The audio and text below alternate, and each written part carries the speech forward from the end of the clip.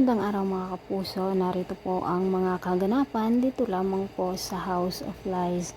Dahil nga po hindi kinaya ng katawan ni Ashley ang pag-transplant niya ng bone marrow dito kay Jasmine, kung kaya't napasukan daw po siya ng virus at lumalala na nga po ang kanyang kalagayan.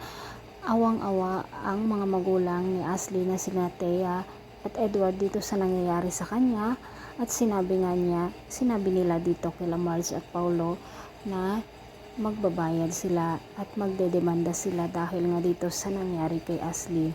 Sinisisi naman ni Jasmine ang kanyang sarili dahil nga po sa nangyayari dito kay Ashley mga kapuso. Pati na rin ang lola nilang si Regina ay hindi nga po matanggap ang nangyayari sa kanyang mga apo at awang-awa din po siya. Nakiusap naman si Edward na tumulong si Greg dito sa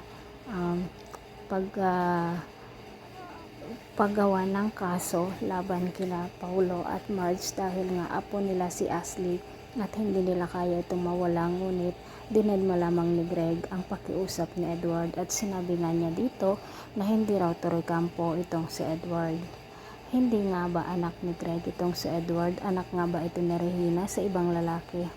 Mga kapuso, parang mawawala nga po si Ashley dahil nga po naghahalusinate na naman, at sinabi nga ni Thea na bawat patak ng luha na tumutulo sa kanila ay iyon din ang pagbabayaran ni Marge at Paulo.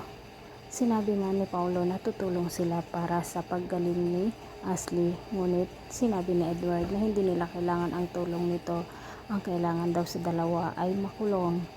Mga kapuso, pakaabangan po natin ang bawat yugto dito lamang po sa House of Lies. Maraming salamat sa walang sawang pagsubaybay. God bless.